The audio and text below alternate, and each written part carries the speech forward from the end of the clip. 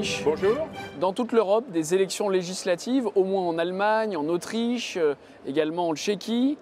Vous vous dites bravo, les populismes, Oui. c'est le réveil des peuples. Oui, c'est le commencement. Il serait temps d'ailleurs. En Allemagne, c'est le retour de l'extrême droite. Oui, je suis d'ailleurs Bundestag. assez consterné quand je vois les titres de la presse en disant que le succès de l'AfD, Alternative für Deutschland, ça brise un tabou. Évidemment, et à chaque fois, on ne ménage pas, y compris dans la presse dite de droite, comme le Figaro, les références au Troisième Reich, etc. Je ne vois pas du tout quel est le rapport. Il y a simplement une formation politique qui veut conserver l'identité allemande, qui est hostile à la politique d'immigration massive, qui est pacifique, qui est légale, qui se présente aux élections. Je ne vois pas du tout ce que ça a comme rapport, mais c'est très significatif d'espèce de pression morale insupportable, la culpabilisation de ce peuple qui, quand même, aujourd'hui, n'a plus de raison d'être, me semble-t-il. En Autriche, on parle d'une possible coalition entre vos alliés, les alliés européens du Front National, le FPO, Oui. Et puis ce que je qualifierais de droite parlementaire autrichienne. Oui, encore que nos amis du FPO, c'est depuis très longtemps au Parlement.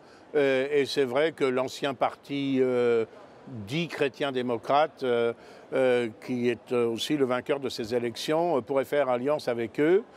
J'espère qu'il n'y aura pas là matière aux pressions absolument scandaleuses qui se sont exercées à l'encontre de l'Autriche, de la part de l'Union européenne, de la Commission européenne en particulier, lorsque ce fut le cas déjà avec Jörg Haider. Mais là, je ne sais pas si cette éventualité va se concrétiser.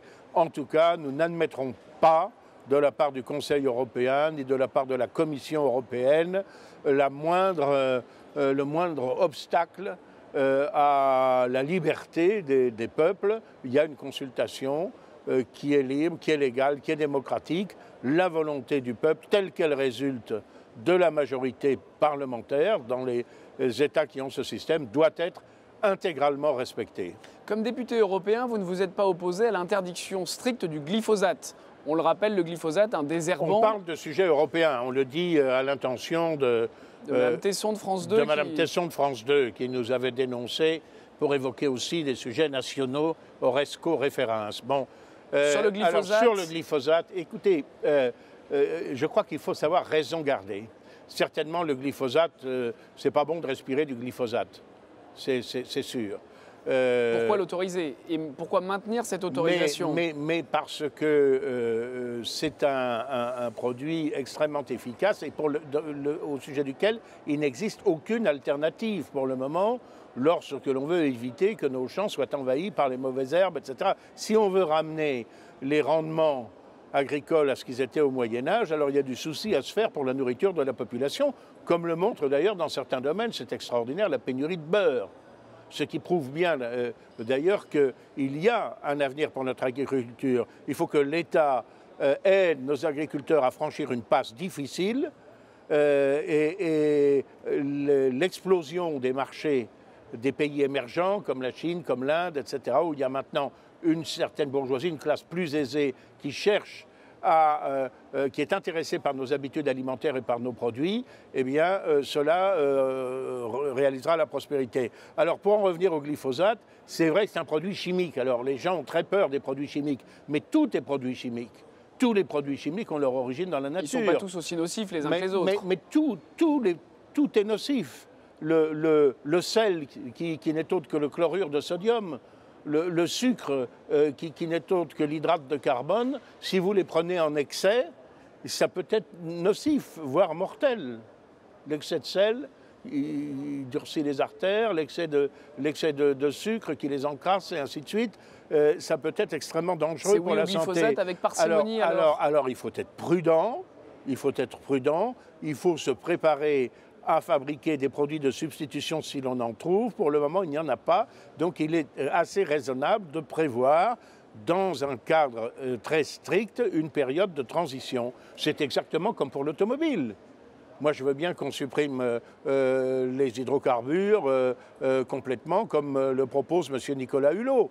Sauf qu'on va les faire fonctionner avec quoi? Avec l'électricité. Mais comment produit-on l'électricité? Avec l'énergie atomique?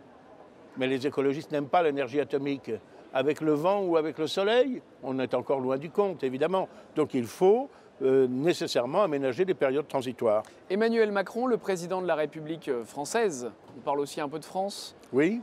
Emmanuel Macron, pardonnez-nous, Madame Tesson. Emmanuel Macron a reconnu officiellement les symboles de l'Europe, a-t-il dit, le drapeau, l'hymne européen. Le Front National veut faire retirer le drapeau européen des frontons. Pour vous, c'est un torchon, ce drapeau européen? Non, je ne dirais pas cela. La démarche de M. Mélenchon n'est pas la bonne. Parce qu'il dit que c'est un symbole religieux. Soi-disant que les 12 étoiles seraient les 12 Jean-Luc Mélenchon étoiles qui est sur la même ligne que vous cette fois-ci. Non, mais pas pour les mêmes raisons. Nous sommes hostiles à ce que l'on impose partout, dans les mairies, les administrations, etc., ce drapeau européen, parce que un drapeau, c'est le symbole d'un État. Et si, précisément, certains veulent l'imposer, c'est parce qu'ils veulent, précisément, passer du stade légitime, qui est celui d'une organisation internationale, au stade d'un État, le super-État euro-mondialiste. Alors évidemment, ce super-État, et c'était d'ailleurs dans le projet de constitution européenne, c'était l'article 1er du projet de constitution européenne qui a été rejeté par les Français en 2005 et que M. Sarkozy a fait passer l'intitulé de traité de Lisbonne, sous couvert de traité de Lisbonne, par la voie parlementaire. Évidemment, la première chose que disait ce projet de constitution, c'est la charte fondamentale d'un État, eh bien, c'est que les symboles étaient le drapeau européen et qu'il y a aussi un hymne européen. Cet hymne européen, c'est l'Ode à la joie de Beethoven. Je trouve que c'est une musique admirable. Mais quand on la joue dans l'enceinte de l'hémicycle du Parlement européen, je reste assis, je ne me lève pas, car je manifeste ainsi, de façon pacifique, ma désapprobation de ce que l'on essaie par tous les moyens de nous faire avaliser le fait que l'Union européenne serait un État. Ce n'est pas un État et nous ne voulons pas que ce soit un État. Notre État, c'est l'État, c'est la République française, qui est chargé de protéger la nation française. Un des ciments de la civilisation européenne dont vous vous revendiquez, si j'entends bien tout ce que vous pouvez dire à longueur d'interview, c'est peut-être la chrétienté. Ce symbole quand même du drapeau européen ne trouve pas grâce à vos yeux? C'est pas, encore une fois, comme je vous l'ai dit, ce n'est pas la raison pour laquelle je le désavoue. Je le désavoue, je me soucie assez peu des origines, je ne suis pas d'ailleurs du tout certain que ça a été pris par référence à la couronne d'étoiles de la Vierge de Marie. Je ne crois pas du tout que ce soit le cas. Je crois que c'est une erreur, on le dit, on le croit.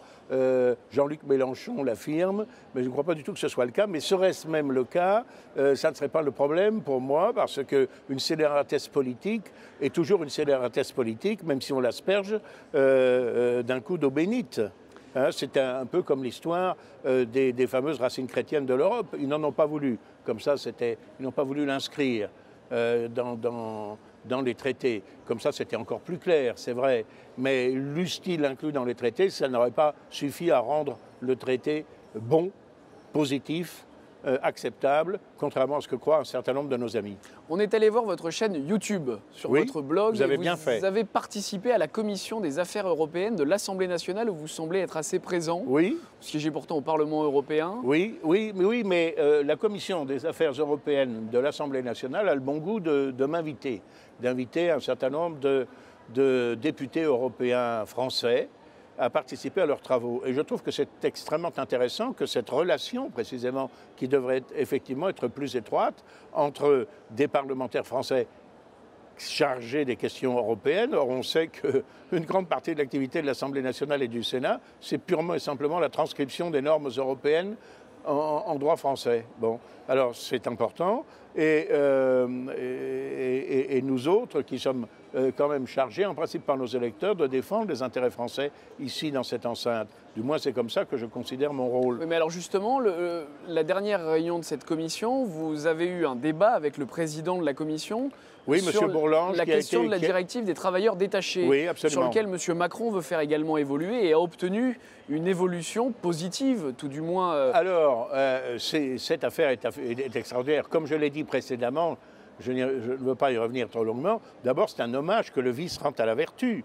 Parce que pourquoi est-ce qu'on se saisit de ces questions de travailleurs détachés? Ils le disent d'ailleurs, M. Macron l'a dit. Parce que ça vous nourrit, ça nourrit votre politique. Madame Morin-Chartier, députée européenne, qui est rapporteure du nouveau projet de directive, l'a dit. Elles disent tous, la situation actuelle sert les populistes, sert à la propagande des populistes. C'est vrai que nous avons été les premiers à dénoncer les effets pervers de cette directive travailleurs détachés et le dumping social qui en résulte. C'est donc un hommage implicite qu'ils rendent à notre clairvoyance. Autrement dit, si le Front National n'en avait pas parlé, on serait toujours dans la même situation. Et c'est une situation qui est extrêmement préjudiciable, notamment à nos artisans, à nos PME. Bon, alors, du fait que le Front National en a parlé, on se croit obligé quand même de se saisir de problèmes. Et Macron en a fait effectivement un thème de campagne. Je dois dire que les résultats qu'il a obtenus, c'est vrai que ça va plutôt dans le bon sens que dans le mauvais sens, mais c'est quand même extrêmement modeste. C'est extrêmement modeste parce qu'on dit, d'abord ça pérennise la situation des travailleurs détachés. Et ça profite également à des Français. Il y a des Français qui bénéficient partout ailleurs dans l'Europe de cette directive. Les travailleurs détachés français ailleurs. Ils n'en ont pas besoin. Ils n'en ont pas besoin, les Français. C'est qu'un argument concurrentiel pour vous, pour faire pression sur les salaires à la baisse. Bien sûr, les Français n'en ont pas besoin. Ils ont un système de protection sociale qui est extrêmement favorable. En réalité, ce qui est anormal, si vous voulez, c'est que ce soit le système de protection sociale le moins favorable, qui soit évidemment utilisé par certains employeurs sans scrupules pour faire pression à la baisse sur les salaires et concurrencer ainsi, par exemple, des artisans français ou autres. Et il suffit de constater que cette situation des travailleurs détachés va être pérennisée. Alors certes, ça n'est plus 2 ans, comme l'avait proposé primitivement le Conseil européen, ça va être 1 an, mais 1 an qui peut être prolongé 6 mois. Et puis, c'est-à-dire 18 mois, et ça sera prolongé systématiquement en cas de besoin. Et puis, la rotation de ces travailleurs détachés fera que cette garantie est assez faible. Ah oui, les travailleurs viennent pour 1 mois ou 2 et repartent, et finalement... Absolument. De surcroît, le problème du contrôle n'est absolument pas résolu. Troisièmement, est exclu du champ d'application du compromis qui est intervenu la situation des chauffeurs routiers. Or, c'est dans ce domaine-là que beaucoup de nos routiers subissent aussi une concurrence déloyale, excessive. Par conséquent, je pense que les garanties qui ont été obtenues sont extrêmement modestes. C'est un peu pour amuser la galerie. Puis, ce qui m'a choqué, c'est qu'Emmanuel Macron a dit c'est une victoire pour l'Europe. On se serait plutôt attendu à ce qu'il dit c'est une victoire pour la France, si véritablement il avait défendu les intérêts français. Alors le harcèlement... Non, il s'agit de faire croire, en un mot commençant, que l'Europe est capable d'évoluer. Le harcèlement revient dans l'actualité, il y a une prise de conscience, remarquez, il y a un certain nombre de problématiques qui sûrement aujourd'hui apparaissent au grand jour. Est-ce que vous pensez que les polémiques et toutes les initiatives autour de cette question permettent enfin de traiter le problème ? Écoutez, on sait, oui, tout ça est parti de l'affaire Weinstein. On s'est aperçu quand même qu'il y avait, c'est vrai, un certain nombre de salopards qui avaient des comportements abominables. Ce qu'il y a, c'est que, semble-t-il, tout ça était parfaitement connu et personne ne disait rien. Bon, donc il y a des complicités là-dedans, y compris d'ailleurs les victimes, que quand même, moi je suis quand même toujours un petit peu estomaqué quand je vois que il faut attendre 20 ans ou 30 ans pour qu'une personne se décide à dire qu'il lui est arrivé ceci ou lui est arrivé cela. Et puis je crois qu'on mélange 2 choses tout à fait différentes. Il y a des affaires qui sont pratiquement des affaires de viol ou d'assaut force physique. De prédateurs. Voilà, de prédateurs. Ça, c'est évidemment absolument abominable. Ou des actes qui s'exercent contre des mineurs. Bon, c'est tout à fait inadmissible. Bon, on attend de savoir ce qu'il en est d'ailleurs des accusations très graves qui ont été portées contre M. Jox, par exemple, qui siège au Conseil constitutionnel. Il a droit à la présomption d'innocence comme tout le monde, mais enfin, ce qui a été dit ne laisse pas d'inquiéter. Et surtout que ça émane de son propre camp. Bon. Et puis, d'autre part, il y a des affaires de drague, parce que quand je vois des jeunes femmes assez accordes qui se plaignent en disant « Ah, il était arrivé dans le bureau et il m'a dit que mon buste soulignait agréablement ma poitrine. » Bon, c'est un peu lourdingue, c'est sûr. Enfin, est-ce qu'on peut dire véritablement qu'il s'agit d'un comportement scandaleux, inadmissible?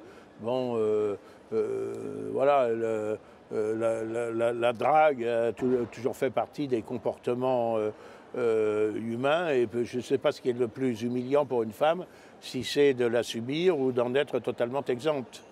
Hein. Par conséquent, je crois qu'il y a quand même dans ces campagnes de dénonciation, et puis il y a quelque chose de sous-jacent qui est assez déplaisant, c'est toujours de mettre en accusation ce que Mme Dauvergeon appelait le mâle blanc, pour lequel, semble-t-il, elle n'a pas d'attrait et qu'elle voulait... et auquel elle voulait systématiquement préférer d'autres candidats s'il y avait des emplois par les minorités. Voilà, des emplois qui se présentaient. Dont on parle assez peu d'ailleurs, les quartiers dits populaires, on parle assez peu finalement, malgré quelques reportages de la télévision publique. Oui, ça reste dans le monde des bobos. Oui, pour l'essentiel. Mais enfin, encore une fois, je désapprouve ces comportements, y compris d'ailleurs les comportements grossiers. Mais enfin, je crois qu'on ne peut pas tout mettre sur le même plan. On ne peut pas mettre sur le même plan des violeurs avérés, avec par exemple, c'est vrai, le truculent député Lassalle des Pyrénées. Il paraît qu'il tape la bise à toutes les filles qui passent et qu'il y en a même une... il y a même une femme à qui il aurait mis la main aux fesses. Bon, ça relevait d'une claque vigoureuse en réponse, mais peut-être pas d'une mise en accusation au banc d'infamie.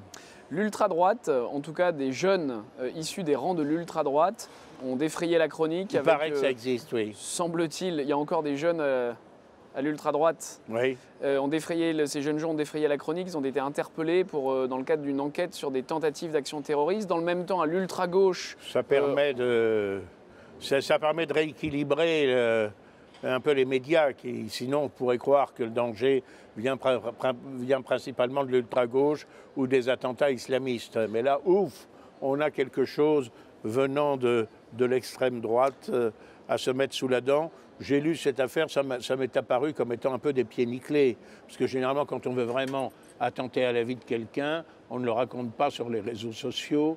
Il n'y a pas un commencement de début d'exécution, semble-t-il. Moi, je me réfère aux propos de M. Gérard Collomb, que j'ai bien connu. Qui est ministre de l'Intérieur. Ministre de l'Intérieur, socialiste, et peu suspect de complaisance envers ce qu'on appelle l'ultra-droite. Mais votre collègue député français, Ludovic Pajot, agressé... lui, c'est une agression réelle. C'est le retour de la violence en politique. C'est pas virtuel, mais écoutez, ces groupes d'ultra-gauche se sont manifestés. À l'issue de chaque manifestation, ils saccagent systématiquement les vitrines des magasins, ils pillent, ils incendient, ils jettent des cocktails Molotov sur la police. Et encore tout récemment, et ceux qui ont été jugés de façon extrêmement bienveillante. Parce que quand vous balancez un cocktail Molotov dans une voiture où il y a des policiers, ça s'appelle une tentative d'assassinat. Ça veut dire que vous essayez de faire en sorte que les gens qui sont là brûlent vifs. C'est même une tentative d'assassinat horrible et qui est évidemment préméditée. Parce que le cocktail Molotov, il faut le confectionner à l'avance. Donc moi je pense que c'était passible de 20 ans de prison, au moins.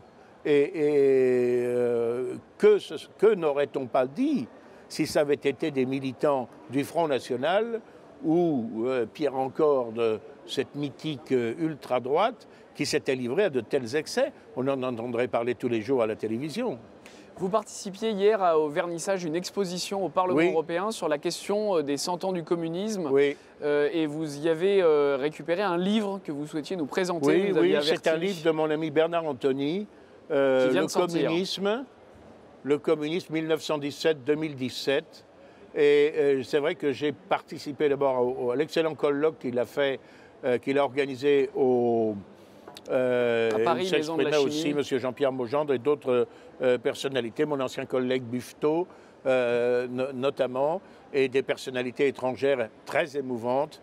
La veuve d'un ancien président de l'Assemblée nationale cambodgienne, assassiné par les Khmers rouges, livré par l'ambassade de France à ses assassins, sur ordre de Chirac et de Giscard d'Estaing. Enfin, beaucoup de témoignages poignants, parce que le communisme, on l'oublie, mais a été une des formes les plus abominables de totalitarisme. Il n'y a pas eu que le totalitarisme national-socialiste pour endeuiller l'Europe. Il n'a pas été la seule organisation criminelle. Le communisme exerçait ses ravages bien avant le national-socialisme, pendant le national-socialisme et après le national-socialisme, et encore aujourd'hui. Alors, il n'y a pas eu de procès de Nuremberg du socialisme. Ce n'est pas que je crois forcément que les vainqueurs doivent juger les vaincus, mais il serait bon qu'il y ait une instance effectivement impartiale devant laquelle comparaissent les responsables, il y en a encore beaucoup, de ces dictatures abominables, liberticides et meurtrières. Le communisme aux éditions Godefroy de Bouillon est disponible sur le site de La Griffe. Voilà. Merci Bruno Gollnisch, à bientôt. Je vous en prie.